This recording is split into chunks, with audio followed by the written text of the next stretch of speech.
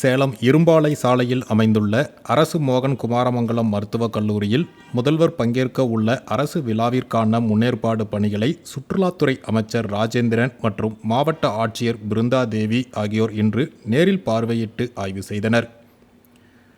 சேலத்தில் இன்று செய்தியாளர்களை சந்தித்த சுற்றுலாத்துறை அமைச்சர் ராஜேந்திரன், தமிழகம் அமைதி பூங்காவாக திகழ்வதாகவும் எதிர்க்கட்சித் தலைவர் எடப்பாடி பழனிசாமி தனது இருப்பை காட்டிக்கொள்வதற்காக அரசை விமர்சித்து வருவதாக தெரிவித்தார். வழக்கமாக எதிர்க்கட்சித் தலைவருடைய இருப்பை காட்டிக்கொள்வதற்காக எதையாவது சொல்லிக் கொண்டுதான் இருப்பார். நம்முடைய முதலமைச்சர் அவர்களை பொறுத்தவரை சட்டம் ஒழுங்கு சிறப்பாக பராமரிக்கிற பணியிலே ஈடுபட்டிருக்கிறார்கள். தமிழ்நாடு அமைதி பூங்காவாக திகழ்ந்து கொண்டிருக்கிறது.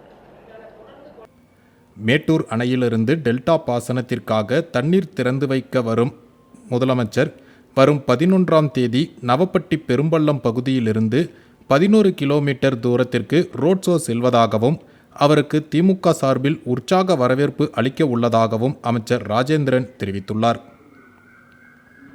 முதலமைச்சர் சேலம் வருகை தர உள்ளதையொட்டி வரும் ஜூன் 11 மற்றும் 12ஆம் தேதிகளில் சேலம் மாவட்டத்தில் ட்ரோன்கள் பறக்க தடை விதித்து சேலம் மாவட்ட ஆட்சியர் பிருந்தா தேவி உத்தரவிட்டுள்ளார்.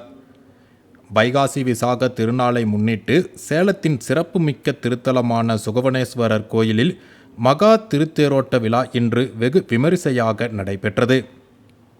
இதில் 1000க்கும் மேற்பட்டோர் கலந்து கொண்டு பக்தி பரவசத்துடன் வடம் பிடித்து தேர் இழுத்தனர்.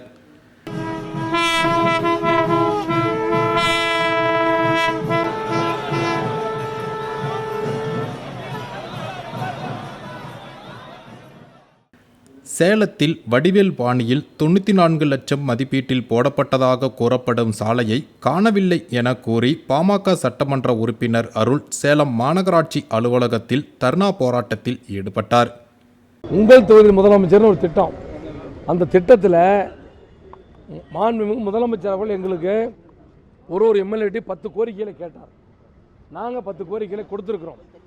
கொடுத்த கோரிக்கையில் சில கோரிக்கைகள் நடைபெற்று இருக்கிறது. ஒரு கோரிக்கை கிரிவலப்பாதை, பெருமாமலைக்கு கிரிவலப்பாதை கேட்டேன். கிரிவலப்பாதைன்னு பேரை போட்டு எஸ்டிமேட் போட்டது அந்த மலையை சுற்றி போட்டாங்க. அதுக்குள்ளே யாரோ விவிஐபியினுடைய குறுக்கீடு, அங்கே அவங்க தோட்டம்லாம் இருக்குதான். அதனால் அந்த விஐபி பேரை சொன்னால் கூட சொல்கிறேன், இப்போ வேணாம், தேவையில்லை, நான் சொல்கிறேன், தனியாக சொல்கிறேன். அந்த ஒரு விஐபி, அந்த விஐபியுடைய தோட்டம் இருக்குதான், அந்த தோட்டத்தில் அவங்க ஆக்கிரமிப்பு எடுக்கணுமா, அதுக்காக முடியாதுன்னு சொல்லிட்டாங்க. சேலம் மாவட்டம் ஆத்தூர் அருகே சாலையோர புளிய மரத்தில் ஆம்னி கார் மோதி விபத்துக்குள்ளானதில் கணவன் கண்முன்னே மனைவி உயிரிழந்த சம்பவம் பெரும் சோகத்தை ஏற்படுத்தியுள்ளது. மேட்டூர் அணைக்கு நீர்வரத்து வினாடிக்கு 6119 கன அடியிலிருந்து 5980 கன அடியாக குறைந்துள்ளது.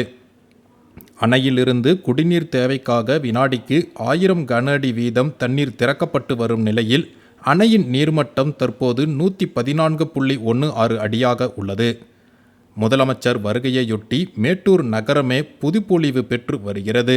மேட்டூர் அணை, அணை பூங்கா உள்ளிட்ட பகுதிகளில் புதிதாக வண்ணம் தீட்டும் பணிகள் மற்றும் தூய்மை பணிகள் முழு வீச்சில் நடந்து வருகிறது.